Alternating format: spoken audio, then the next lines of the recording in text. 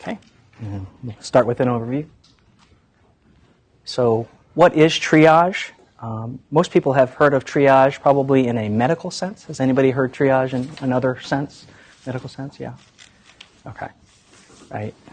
So in the medical sense, it's whenever they have a large grouping of injured people come in, they try to figure out, something like an emergency room, they try to figure out the most important cases, the most dangerous, if you will, and those folks need to be taken care of first. So this triage that we're talking about for digital forensics is somewhat similar in that we do assign levels of urgency, if you will, to individual devices or situations that require more detailed look and perhaps even sooner, right? Because some of that stuff may be either volatile or there may be some time limits or some other parameters that limit the amount of time that you have to look at it. So you want to make sure that you choose the correct level of urgency so you don't miss out on anything. You end up using detailed keyword searches and processes or procedures that will help you find things that will make it a rapid turnaround so you can continue to find further and further, right? Sometimes your incident will only be a limited thing. Either it's an alert or somebody finds one host or one server that something's going wonky on. But generally speaking, it's a very rare thing where only one item is affected by an incident. So you want to look at that particular item and start working your way out. And as you find more and more, it's going to start, I don't want to say explode, but it's going to start expanding in a hurry. And in the items that you expand to, you got to pretty quickly figure out where should we go next. Not every single one of those is going to be the most important. So you'll want to work outward. As this says, incident response is fast-paced, right? Identifying compromised hosts is important. Collecting and remediating. And that piece, once again, I want to emphasize that despite the fact that incident response is fast-paced and everybody's, I don't want to say yelling, but everybody is pushing to find it and get it done, taking the time to do it right.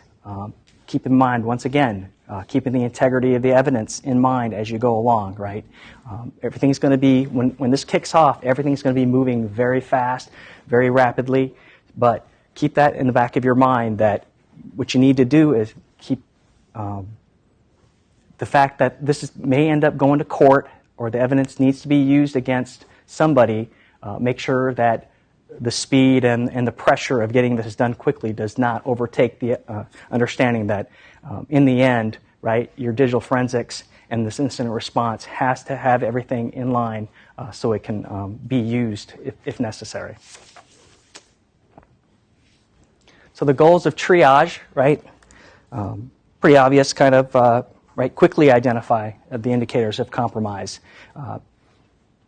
Use these indicators to find other compromised systems,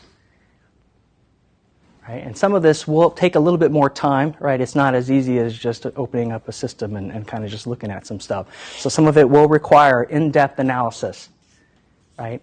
And then you want to identify vectors used to compromise the system. This will help you on your outward reaching, right, from the host or whatever it is that you initially see your response for. Look at the vectors that come through, and this will help you find other systems to go to. And you can also use these results to develop some signatures of compromise. This will help the team if you notice that a particular host is using a port that is somewhat unusual. You may want to have the network team put a filter in at the firewall, or if it's a proxy issue, maybe there's certain protocols traveling through that you want to have them pay attention to. So this is the kind of thing where as you find small indicators, this will help you maybe toss the net a little wider from a network standpoint, and you can set up some signatures. And also some of this, I say signatures, but some of the things are just the way just the way the attack might happen to to fall out. If they happen to be targeting multi-homed, dual-homed machines, right from the get-go, you know that. You start actually looking out for other multi-homed or dual-homed machines, so you can see if they're using that as a perhaps their particular favorite target. And that we found in the past that the threat or APT tend to do things on a very regimented. They rely upon what is successful to them, and they use it over and over and over again. And if one thing fails, they've found, and the threat intel folks have found, that when one thing fails in their chain of things that they do, they only change that little piece to become successful, and then they move on, and they still use if it's step 3 that failed, step 4 they still keep the same within reason. So when you see that sort of indicator, it may be the way they actually proceed. So keep that in mind and use that in going forward when you're investigating your compromise. So in preparation for the triage piece, this is the stuff that happens before the bell rings, so to speak, right? If you can, as part of the incident response team or the digital forensics team, if you can work with the stakeholders to get these certain things set up ahead of time, this will make life a lot easier afterwards. So talking about performing the risk assessment, right, identifying at-risk systems, prioritize your assets according to value. So when you show up to do the triage, they already know, say, where are your most important servers? Where are your most important devices? And what is your business line? What is it that you need to have happen to continue? So you have an understanding of how to approach things, and you'll already know if you need to ask them to do something with a server, well, that's their most important server, they don't have a backup, then you'll have to already start working a plan ahead of time. Enable security auditing. This seems to be a really easy fix and an easy win, but not always being used. So talking with folks, the stakeholders for a particular system ahead of time and finding out what they do audit, and if there's some obvious things that they could audit that would help you in the long run, and making some recommendations, this would be great, right? You'd like to know when people are logging on and off, right? Object access, basically where if they're using a file, executing a file, you need to know those dates and times. And then auditing process. Centralizing and aggregating log collections. This is a best practice and a good thing. However, sometimes it's not always possible, right? People's budgets may not allow for this, but if it's at all possible, aggregating this audit log collections would be very, very helpful when it comes time to actually do the incident response, right? Instead of having to go to multiple machines, having to go to multiple hosts, if you're able to aggregate that into a large server so you can just go to one place to pull down what you need and also to go look at it, will make it a very, very helpful for the team. Okay. And then backup logs from security sensors, right? The IDS logs, the IPS logs, firewall. There are many, many logs. If you can get them to back these up, if they're not necessarily aggregated, is everybody or anybody familiar with the idea of a SIM, a Security Information and Event Manager?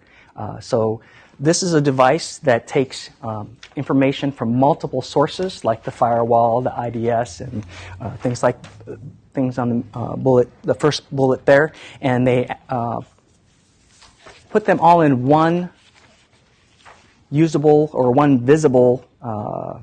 It's kind of like a collector of all information. So in this case, we're talking about if you're able to access a SIM, from a security standpoint, there's a lot of correlation that can be done. If you can get the dates and times to be normalized, you can actually see when they see something that pops up from a firewall, perhaps, or even a host, you can start looking at things on the SIM in a very well-organized way. There's a lot of setup and a lot of tuning to a SIM, so it's not as easy and wonderful and as it seems. It's not the easy button by any means, but it's very nice. So if you have access to a SIM, that's great. For the majority of organizations, a SIM costs a lot of money, as you can imagine, and it takes a lot to get the inputs put in and to correlate. So when that's not the case, you definitely want them to be able to point you to where they keep their logs. So find out in advance, if you can, which parts of your organizations.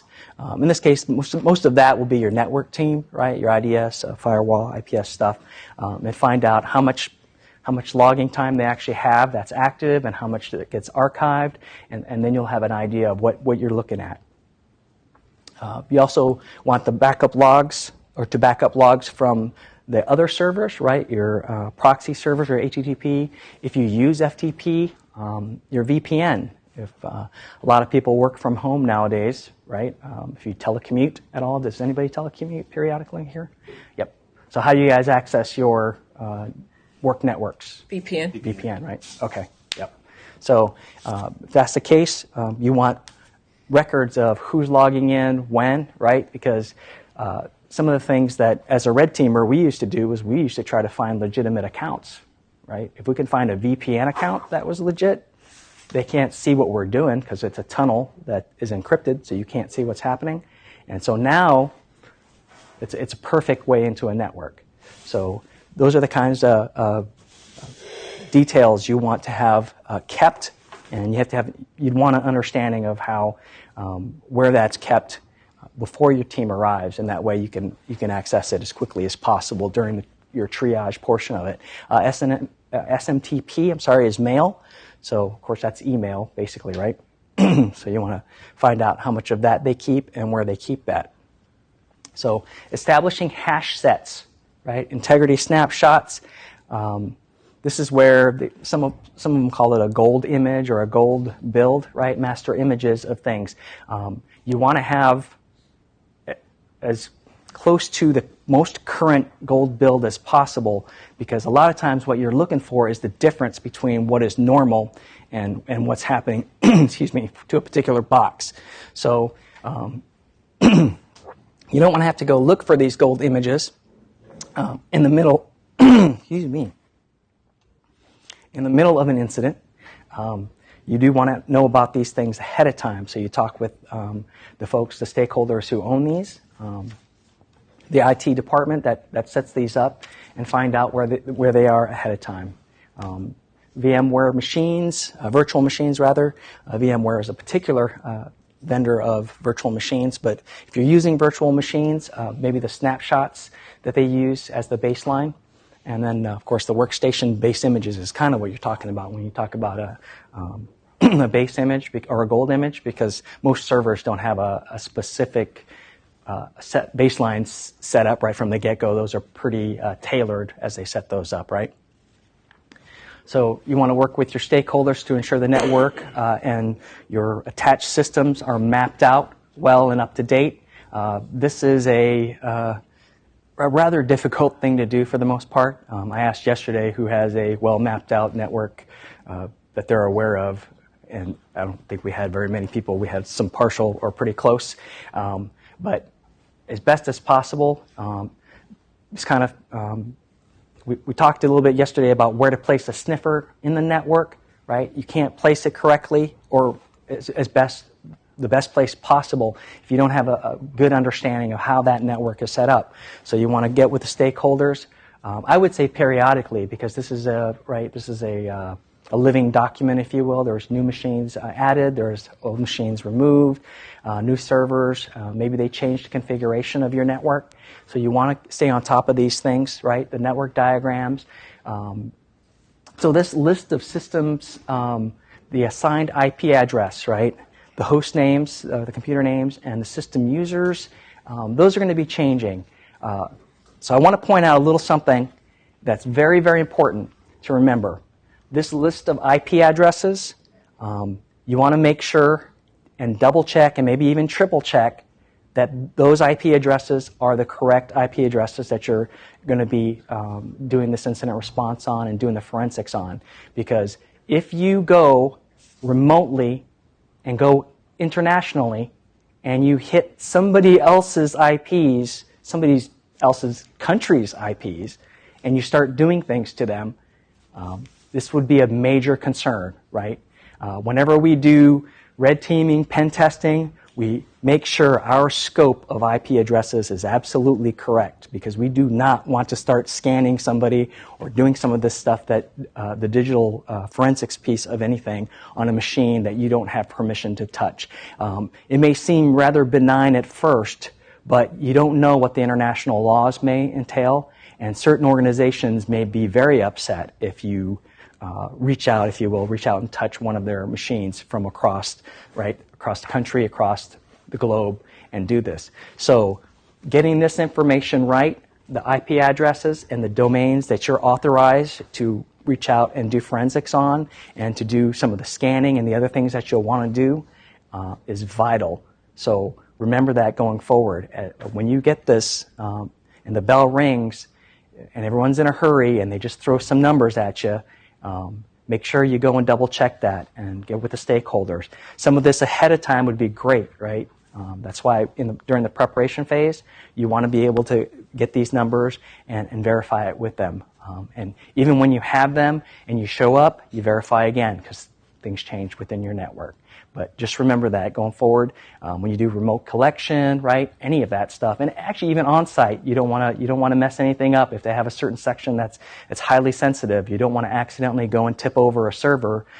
If you're familiar with that term, basically mess up their server or bring it down because you're doing something to a machine that they actually didn't ask you to do anything to. So that's a very important point I'd like to make about making sure that you get the right list of IP addresses and the domains that you reach out to. Okay? Any questions?